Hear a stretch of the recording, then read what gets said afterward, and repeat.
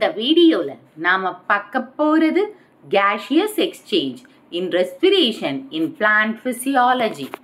gaseous exchange அப்படின்றது என்னன்னு பார்த்தீங்கன்னா ஆக்சிஜனும் கார்பன் டை ஆக்சைடும் மாறி மாறி எக்ஸ்சேஞ்ச் ஆகுது. இப்போ கார்பன் டை ஆக்சைடு வந்து பார்த்தீங்கன்னா பிளான்ட் வந்து ஃபோட்டோசிந்தசிஸ்க்கு யூட்டிலைஸ் பண்ணுது அண்ட் ஆக்சிஜனை வெளியில விடுது. அந்த ஆக்சிஜனை நம்ம அனிமல்ஸ் ஹியூமன் பீயிங்ஸ் எல்லாம் ரெஸ்பயர் பண்ணுறோம். அப்போது இந்த பிளான்ட்ஸும் அனிமல்ஸும் ஒன்னோட ஒன்று இன்டர் டிபெண்ட் ஆயிருக்கு இல்லையா? ஸோ இது என்னன்றதை கிளியராக பார்க்கலாம். Plant and animal inter dependence, அதாவது ஒன்னோட ஒன்று அதாவது டிபெண்ட் ஆயிருக்கும், ஒருத்தர் மேலே ஒருத்தர் சார்ந்து இருக்கிறோம். ஸோ இந்த biosphere plants and animals are complementary system which are integrated to sustain the life. அதாவது பயோஸ்பியர்ன்றது இந்த உலகம், லிவிங் ஸ்பியரை தான், இந்த குளோப் அதாவது இந்த எர்த்தை தான் பயோஸ்பியர்னு சொல்கிறாங்க. இந்த பிளான்ட் அண்ட் அனிமல் பார்த்தீங்கன்னா ஒன்னோட ஒன்று காம்ப்ளிமெண்ட்ரி. ஸோ இப்போ பிளான்ட்ஸ் வந்து நம்மளுக்கு ஃபுட் எடுத்துக்கிறோம், ஆக்சிஜன் கொடுக்குது, அப்போது நம்மளுக்கு காம்ப்ளிமெண்ட்ரி பிளான்ட்ஸ். அதே மாதிரி அனிமல்ஸ்க்கும் பிளான்ட்ஸுக்கு காம்ப்ளிமெண்ட்ரியாக தான் இருக்குது. ஸோ ரெண்டுமே வந்து ஒரு இன்டெகிரேட் பண்ணி தான் இந்த உலகத்தில் சஸ்டைன் பண்ணி வாழ்ந்துட்டுருக்கோம். ஸோ ஒருங்கிணைஞ்சு தான் வாழ்ந்துட்டுருக்கோம், சஸ்டைன் பண்ணிகிட்ருக்கோம் லைஃபை. In plants oxygen enters through stomata and it is transported to the cells where oxygen is utilized for energy production. So பிளான்ட்ஸில் ஸ்டொமேட்டா இருக்கு இல்லையா, அங்கே தான் கேஷியஸ் எக்ஸ்சேஞ்ச் நடக்கும். இப்போ ரெஸ்பிரேஷனாக ஆக்சிஜன் உள்ளே போகணும், ஃபோட்டோசிந்தசிஸ் நடக்கும்போது கார்பன் டை ஆக்சைடு உள்ளே போகும், ஆக்சிஜன் வெளியில் வரும். அதே ரெஸ்பிரேஷன் நடக்கும்போது ஆக்சிஜன் உள்ளே போய் கார்பன் டை ஆக்சைடு வெளியில் வரும். ஓகே, அப்போது எங்கே தான் அந்த ஆக்சிஜன் என்டர் ஆகுது பிளான்ட்ஸில்? ஸ்டொமேட்டாவில் என்டர் ஆகிட்டு செல்ஸ் வழியாக டிரான்ஸ்போர்ட் ஆகிட்டு எங்கே அந்த ஆக்சிஜன் வந்து எனர்ஜி ப்ரொடக்ஷனுக்கு யூஸ் ஆகுதோ அந்த செல் கிட்ட போகணும். ஃபார் எக்ஸாம்பிள் மைட்டோகாண்ட்ரியாவில் தான் அந்த எனர்ஜி ப்ரொடக்ஷன் நடக்குது, அதாவது எனர்ஜி ப்ரொடக்ஷன் அங்கே தான் போகுதுன்னு வச்சுக்கோங்களேன். So plants require carbon di oxide to survive, to produce carbohydrates and to release oxygen through photosynthesis. So plants வந்து உயிர் வாழணும்னா அவங்களுக்கு கார்பன் டை ஆக்சைடு தேவை. ஸோ அந்த கார்பன் டை ஆக்சைடு எதுக்கு தேவை? கார்போஹைட்ரேட்ஸை ப்ரொடியூஸ் பண்ணுறதுக்காக. அப்படி கார்போஹைட்ரேட்ஸை ப்ரொடியூஸ் பண்ணும்போது எந்த கேஸ் வெளியில் ரிலீஸ் ஆகுது? ஆக்சிஜன் ரிலீஸ் ஆகுதா? இது photosynthesis. These oxygen molecules are inhaled by human through the nose which reaches the lungs where the oxygen is transported to the blood and it reaches the cell. So இந்த ஆக்சிஜனை வந்து photosynthesis நடக்கும்போது plants வெளியே விடுது.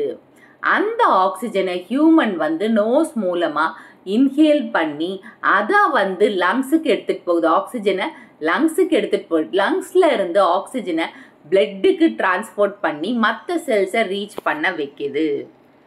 Next, cellular respiration takes place inside the cell. So cellular ரெஸ்பிரேஷன்னா செல்லுக்குள்ளே respiration நடக்குது, அது செல்லுக்குள்ளே தான் நடக்குது.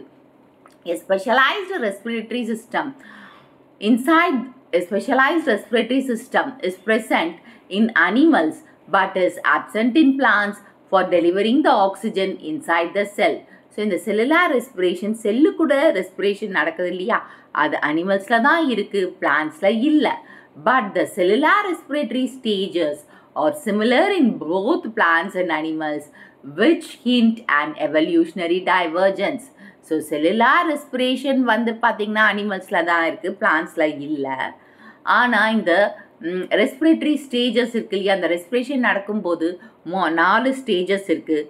Glycolysis, oxidative phosphorylation, that is decarboxylation of pyruvic acid, Krebs cycle, electron transport chain. இந்த 4மே common for plants and animals. So இது நம்மளுக்கு என்ன உணர்த்துதுன்னா டைவர்ஜென்ட் எவல்யூஷனரி டைவர்ஜென்ஸை உணர்த்துது. இப்போ ரெஸ்பிரேஷன். ஸோ இந்த ரெஸ்பிரேஷன்ன்ற வார்த்தையை சொன்னவர், காயின் பண்ணவர் பெப்ஸ் 1966 1 மார்க்ல கேட்கலாம். So respiration is a biological process in which oxidation of various food substances like carbohydrates, proteins, fats takes place, and as a result of this, energy is produced where oxygen is taken in and carbon dioxide is liberated. So respiration ன்றது என்ன process? Biological process னாவே என்னது? Living organismல நடக்கிற ஒரு process. So இங்க என்ன நடக்குதுன்னா oxidation. Oxidation னாவே என்னது? நீங்க கெமிஸ்ட்ரியில படிச்சிருப்பீங்க. Addition of oxygen and removal of hydrogen. So அப்போ இங்க பார்த்தீங்கன்னா நிறைய food substance வந்து oxidized ஆக போகுது. Carbohydrates, proteins, fats இதெல்லாமே oxidize ஆகுது. ஸோ ஆக்சிடைஸ் ஆகிறதுனால இதோட ரிசல்ட் என்ன கிடைக்குது? நம்மளுக்கு எனர்ஜி கிடைக்குது. ஸோ அந்த எனர்ஜி எதன் மூலமாக கிடைக்குது? ஆக்சிஜனை நம்ம உள்ளே எடுக்கிறதுனாலையும் கார்பன் டை ஆக்சைடை வெளியில் விடுறதுனாலையும் கிடைக்குது. So the organic substance which are oxidised during respiration are called as respiratory substance. இப்போ ரெஸ்பிரேஷன் நடக்கிறதுக்கு ஒரு அடித்தளம் இருக்குன்னு இல்லையா? ஸோ இங்கே எந்தெல்லாம் organic substance, carbohydrates, fats, protein, so இதெல்லாம் வந்து ஆர்கானிக் சப்ஸ்டேட்டாக இருக்குது. இந்த சப்ஸ்டன்ஸ் தான் ஆக்சிடைஸ்ட் ஆக போகுது. அப்போ ஆக்சிடைஸ்ட் ஆகிறது எந்த ப்ராசஸில் ஆக்சிடைஸ்ட் ஆகுது? ரெஸ்பிரேஷனில் நடக்கிறதுனால இதை நம்ம என்ன சப்ஸ்டேட்டுன்னு சொல்லலாம்? Respiratory substrate. Among these glucose is the commonest respiratory substrate. Glucose தான் common respiratory substrate. Breaking of that is carbon bond carbon. So carbon bond carbon break பண்றோம். அதாவது இந்த carbon bond glucose பார்த்தீங்கன்னா 6 carbon and hydrogen 12, oxygen 6. இந்த bonding நம்ம break பண்றோம் இல்லையா? So complex organic substance ஓட carbon carbon bonding break பண்றதுக்கு எதன் மூலமா break பண்றோம்? Oxidation. ஸோ எங்கே நடக்குது? இங்கே செல்லுக்குள்ள. அப்படி பிரேக் பண்ணும்போது என்ன கிடைக்குது? எனர்ஜி கிடைக்குது. Okay, the breaking of carbon carbon bonds of complex organic compounds through oxidation within the cell leads to energy release. அதாவது இந்த கார்பன் பாண்டை பிரேக் பண்ணும்போது ஆக்சிஜனோட உதவியால் பண்ணுறதுனால, ஆக்சிஜன் ஆட் ஆகிறதுனால, இந்த பிரேக்கிங் நடக்கிறதுனால எனர்ஜி ரிலீஸ் ஆகுது. The energy released during respiration is stored in the form of ATP.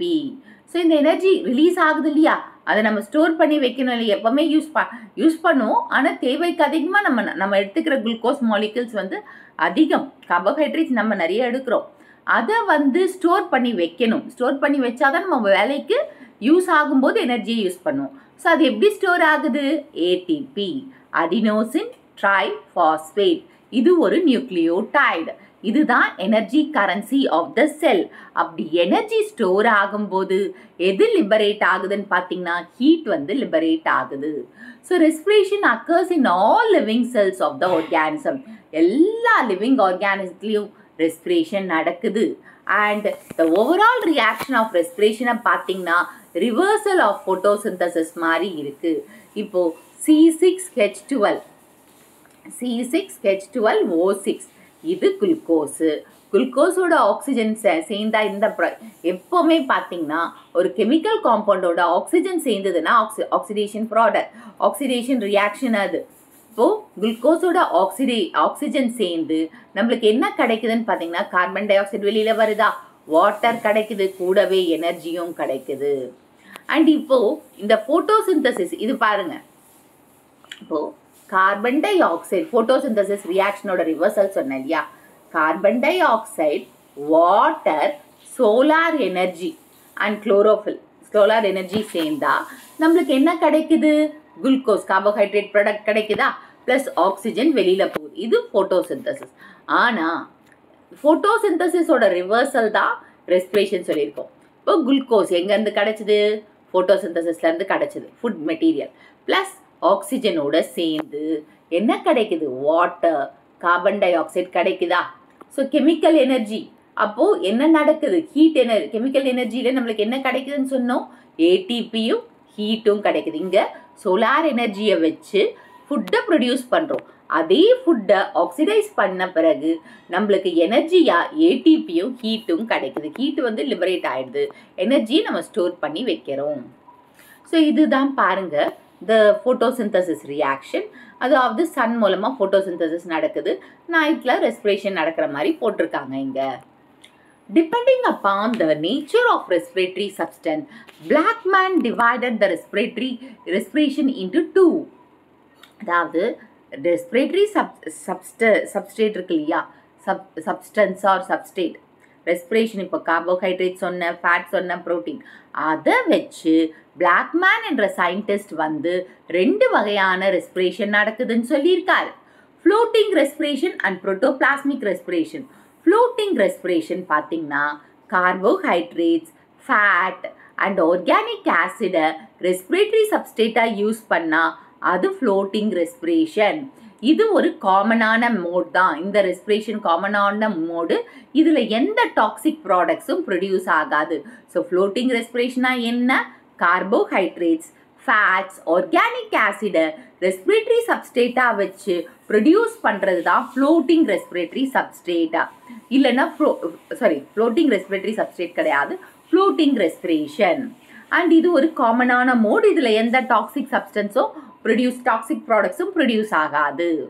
ஆனால் ரெஸ்பிரேஷன் வந்து ப்ரோட்டீனை ரெஸ்பிரேட்டரி சப்ஸ்டேட்டாக வச்சு பண்ணுச்சுன்னா அந்த ரெஸ்பிரேஷனுக்கு பேர் புரோட்டோபிளாஸ்மிக் ரெஸ்பிரேஷன்.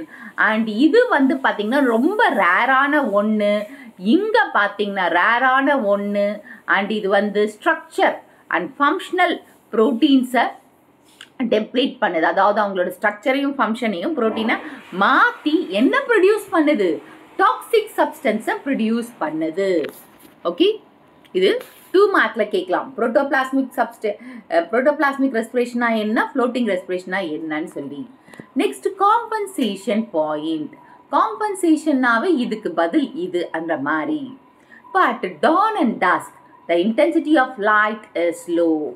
dawn and duskனா சன்ரைஸ் அண்ட் சன்செட் ஆகும்போது லைட்டோட இன்டென்சிட்டி வந்து குறைவாக தான் இருக்கும். The point at which the carbon dioxide released in respiration is exactly compensated by carbon dioxide fixed in photosynthesis. That means no net gaseous exchange takes place. It is called compensation point. இதுதான் definition. ஒரு particular pointல carbon dioxide respiration மூலமாக release ஆகும்போது அதே carbon tie ஆக்சைடை ஃபோட்டோசிந்தசிஸில் fix பண்ணும்போது ஏதாச்சும் net charges இருக்கா வெளியில் போகிற மாதிரி? இப்போ ஃபோட்டோசிந்தசிஸ் பண்ணுறதுக்கு கார்பன் டை ஆக்சைடை ஃபிக்ஸ் பண்ணணும். அந்த கார்பன் டை ஆக்சைடு எங்கேருந்து கிடைக்குது? பிளான்ஸ் ரெஸ்பயர் பண்ணும்போது கார்பன் டை ஆக்சைடு வெளியில் வருது. அந்த வெளியில் போக விடாமல் பிளான்ட்டே அதை யூட்டிலைஸ் பண்ணும். அப்போது எந்த எக்ஸ்சேஞ்சும் நடக்காது. ஸோ இந்த பாயிண்ட்டை தான் நம்ம என்னன்னு சொல்கிறோம்? Compensation point. இது 2 மார்க்கில் இல்லை 3 மார்க்கில் கேட்கலாம். ஸோ ஒரு பர்டிகுலர் பாயிண்டில் கார்பன் டை ஆக்சைடு வந்து ரெஸ்பிரேஷன் மூலமாக ரிலீஸ் ஆகுது. அதே பர்டிகுலர் பாயிண்டில் ஃபோட்டோசிந்தசிஸ்க்கு அந்த ரிலீஸ் ஆன கார்பன் டை ஆக்சைடு வந்து யூட்டிலைஸ் பண்ணுறாங்க. இப்படி நடக்கும்போது எந்த ஒரு கேஷியஸ் எக்ஸ்சேஞ்சும் அங்கே நடக்காது. ஸோ இந்த பாயிண்ட்டை தான் நம்ம என்னன்னு சொல்கிறோம்? That is compensation point. At this moment, the amount of oxygen released from photosynthesis is equal to the amount of oxygen utilized in respiration. So, in the compensation point, எவ்வளோ amount of oxygen வந்து photosynthesis release ஆகுதோ அதே அளவு ஆக்சிஜனை ரெஸ்பிரேஷனில் utilise பண்ணியிருப்பாங்க. அப்போது oxygen release ஆகிறது is equal to oxygen utilise ஆகுது. ஸோ ரிலீஸ் ஆகிறது ஃபோட்டோசிந்தசிஸில் ஆக்சிஜன், அது ஈக்குவல் டு ஆக்சிஜனை யூஸ் பண்ணுறது ரெஸ்பிரேஷனில். The 2 common factors associated with compensation point is carbon dioxide and light. Compensation பாயிண்ட்ல 2 ஃபேக்டர்ஸ் அசோசியேட் ஆயிருக்குதுன்னு பார்த்தீங்கன்னா carbon dioxide and light தான். ஸோ இங்கே பாருங்க, ஒரு இது பார்த்தீங்கன்னா இந்த கார்போஹைட்ரேட் பேலன்சிங் வச்சு y ஆக்சிஸ் அண்ட் x ஆக்சிஸில் டைம் இன் டே ஹார்ஸ். இப்போ வந்து ரேட் ஆஃப் ஃபோட்டோசிந்தசிஸ், இது வந்து ரேட் ஆஃப் ஃபோட்டோசிந்தசிஸ் அண்ட் இங்கே வந்து ரேட் ஆஃப் ரெஸ்பிரேஷன். இது பண்ணும்போது அதோட பீக் பார்த்தீங்கன்னா இந்த 2 காம்பன்சேஷன். ஸோ ஸோ இந்த இடத்துல காட்டியிருக்காங்க பாருங்கள், இந்த காம்பன்சேஷன் பாயிண்ட் ரெண்டுமே ஈக்குவலாக இருக்குது. ஸோ இங்கே வந்து ஆக்சிஜன் லிபரேட் ஆகுது ஃபோட்டோசிந்தசிஸில், இங்கே ஆக்சிஜன் வந்து யூட்டிலைஸ் ஆகுது. ஸோ மோரார்லெஸ் ஈக்குவலாக இருக்குது அப்படின்னு சொல்லியிருக்காங்க. So based on this 2 types of compensation point இருக்குது. Okay, carbon dioxide compensation point and light compensation point. ஏன்னா 2 அசோசியேஷன் தானே சொல்லியிருக்கோம். Carbon dioxide and light தான் இதோட அசோசியேட் ஆகிருக்கிற ஃபேக்டர்ஸ். அதனால் அதை வச்சு கார்பன் டை ஆக்சைடு காம்பன்சேஷன் பாயிண்ட்டும் லைட் காம்பன்சேஷன் பாயிண்ட்டும் சொல்லலாம். ஸோ C3 பிளான்ஸில் பார்த்தீங்கன்னா காம்பன்சேஷன் பாயிண்டோட ரேஞ்சிங் வந்து 40 to 60 parts per million 1 மார்க்கில் கேட்கலாம். அதே கார்பன் டை ஆக்சைடு இன்னும் C4 பிளான்ஸில் வந்து 1 to 5 parts per million carbon dioxide. இப்போ வந்து carbon dioxide compensation point C3ல எவ்வளோ ரேஞ்ச் ஆகுதுன்னு பார்த்தீங்கன்னா 40 to 60 parts per million. C4ல 1 to 5 parts per million. இது 1 மார்க்கில் கேட்கலாம். இந்த வீடியோ உங்களுக்கு பிடிச்சிருக்கும் புரிஞ்சிருக்கும்னு நினைக்கிறேன். இந்த வீடியோ உங்களுக்கு பிடிச்சிருந்தா ஒரு like, share, subscribe to science easy tech channel. என்னோட பழைய வீடியோ லிங்க் டிஸ்கிரிப்ஷன் பாக்ஸில் கொடுத்துருக்கேன். நீங்கள் என்ன போய் பாருங்கள். ஏதாச்சும் டவுட்ஸ் இருந்தால் கமெண்ட் பாக்ஸில் போடுங்க.